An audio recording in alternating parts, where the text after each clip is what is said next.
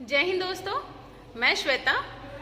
इसके पहले जो मैंने आपको वीडियो बताया जिसमें मैंने आपको हिस्ट्री के बारे में बताया था कि आप ऐसे ऐसे तैयारी कर सकते हैं किसी चीज़ के लिए कि पहले प्रीवियस ईयर पेपर को देखिए और उस हिसाब से अपनी तैयारी को देखिए।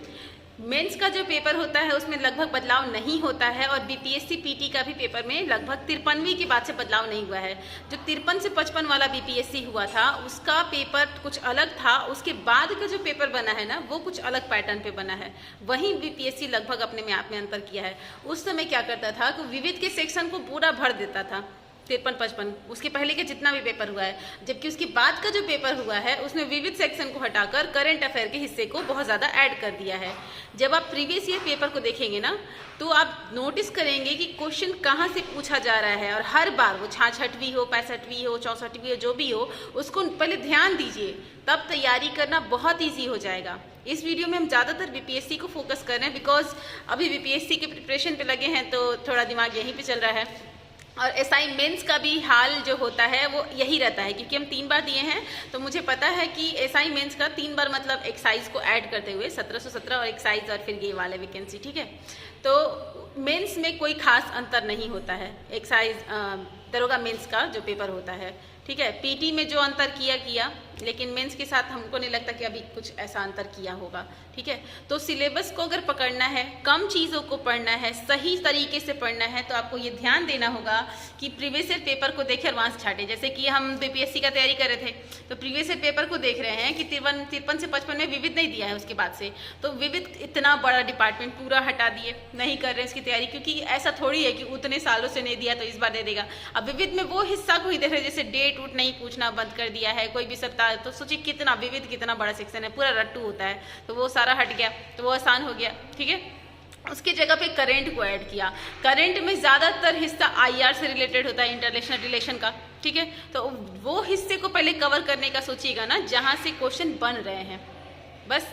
क्योंकि कोई भी एग्जामिनर अगर पेपर बनाता है, खासतौर बीपीएससी का या मेंस का, दरोगा मेंस का, तो 2 साल पहले का पेपर उठाता है, उसके में देखता है कि पेपर का तरीका क्या है, वैसे ही दिया जाता है कि वैसे उसी हिसाब से उसी पैटर्न पे बनाए क्योंकि सिलेबस को पकड़ना है, ठीक है। तो उसी तरह अपनी तैयारी को रखेंगे तो ज़्यादा नहीं पढ़ना पड़ेगा और डिप्रेशन नहीं होगा।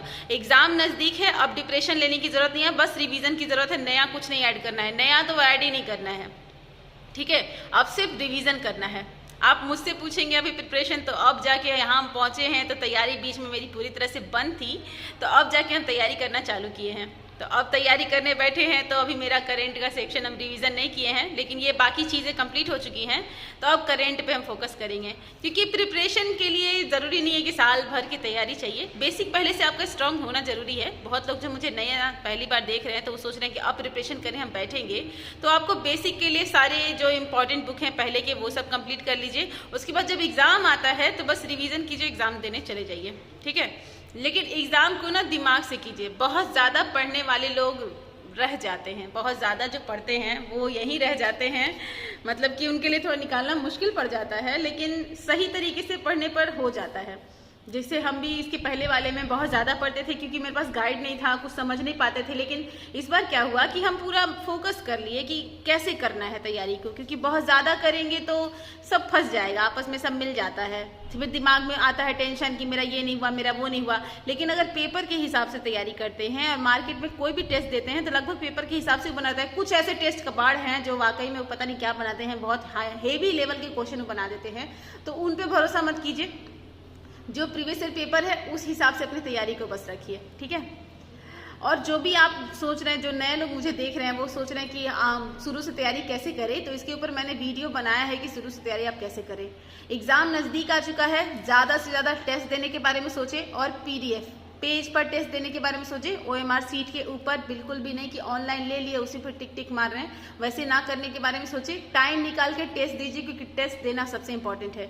ऐसे बहुत सारे लोगों को हम जानते हैं जो टेस्ट पे हाथ नहीं बैठा और एग्जाम में पेपर में रॉन्ग कर आ गए, सब बनाने के बावजूद पेपर ही गलती कर आ गए, उसमें भरने में कुछ। तो ये नहीं करना है, इसके लिए ज़रूरी यही है कि आप ओएमआर सीट पर अपना हाथ बैठाइए, ठीक है।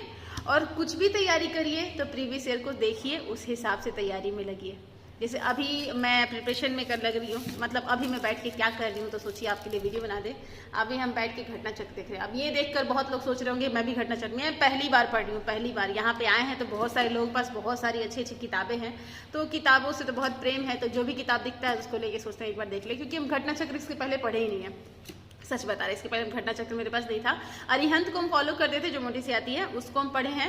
घटना चक्र नहीं देखे थे, क्योंकि ल्यूसेंट ऑब्जेक्टिव की जो क्वेश्चंस हैं और घटना चक्र लगभग सेम ही है, बस यहाँ एक्सप्लेन किया हुआ है। अगर कुछ टॉपिक आप रिवीजन करते हैं और नहीं समझ में आता है तो यहाँ पे अच्छे से एक्सप्लेन किया हुआ लिखा हुआ है। देखिए दिख रहे हैं टॉपिक के नीचे, बस यही है घटना चक्र का स्पेशल, और कुछ इसमें स्पेशल नहीं है। अगर आपका बेसिक कंप्लीट है तो आपको घटना चक्र की जरूरत नहीं है, वो आप ल्यूसेंट ऑब्जेक्टिव से भी आप कर सकते हैं। ठीक है, क्वेश्चन का अच्छा कलेक्शन है, लेकिन बस नॉर्मल कहेंगे। बस मेरे पास टाइम था तो मैं देख रही थी, नहीं तो मैंने अपना पूरा प्रिपरेशन इससे अभी इसी से रखा है, क्राउन से मैंने पूरा रिवीजन किया है और उसी से अपना हम पेपर देने जा रहे हैं। उम्मीद है हो जाएगा। टाइम तो बहुत बहुत बहुत कम मिलता है, घर की तुलना में घर पे बहुत टाइम होता है, लेकिन ट्रेनिंग में टाइम निकालना बहुत मुश्किल काम है।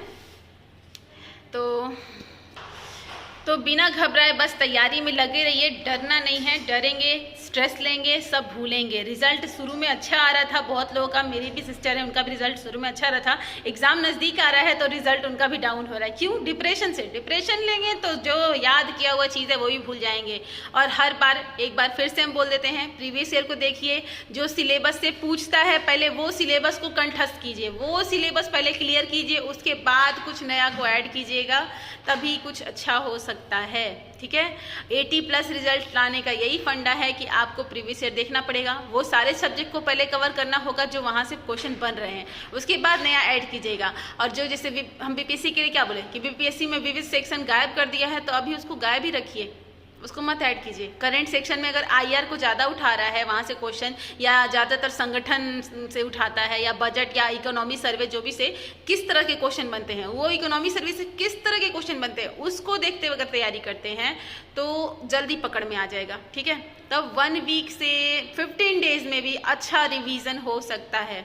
ठीक है, उतने दिन में भी रिवीजन हो सकता है। बस आपको सोचना होगा, खुद पे भरोसा करना होगा। और स्ट्रेस हो रहा है तो उसके लिए मेडिटेशन कीजिए, खुद को मनाइए और दिन भर कहिए कि भाई जॉब तो मेरे लिए है, 2000-2500 की वैकेंसी है, हमको 1 सीट लेना है, बाकी को तो हम दान दे रहे हैं। कुछ ऐसे सोचते हुए जिया कीजिए, तब लगेगा कि अरे हम तो बहुत बड़ा दानी है, 1 सीट मात्र हम ले रहे हैं, बाकी को तो हम दान दे रहे हैं। तो इतने बड़े भीड़ को ना देखकर सीटों की संख्या को देखिए और अपने आप में हैप्पी फील कीजिए कि इतना मेरे पास सीट है, उसमें से मुझे बस 1 उठाना है, तब हो जाएगा। धन्यवाद, जय हिंद।